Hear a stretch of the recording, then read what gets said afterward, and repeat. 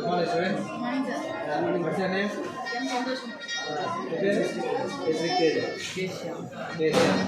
ఏం చేస్తారు మీరు? 9th class physics. Ninth class physics. ఏం తయారు చేస్తారు? మోడల్ ఏంటి? 3D hologram. 3D Hologram. Hologram. ఎలా వర్క్ అవుతుంది ఇది? The mobile is pictured on the cardboard. The translucent in the picture. This is the 3D hologram. This is wonderful picture. Yes, excellent. చాలా బాగుంది. 3D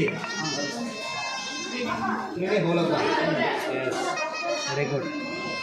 The project is very simple and very excellent to the people.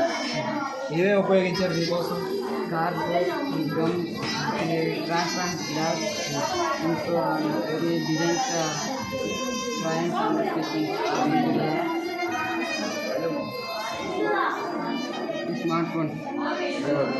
Very good. బాగుంది, చాలా బాగుంది.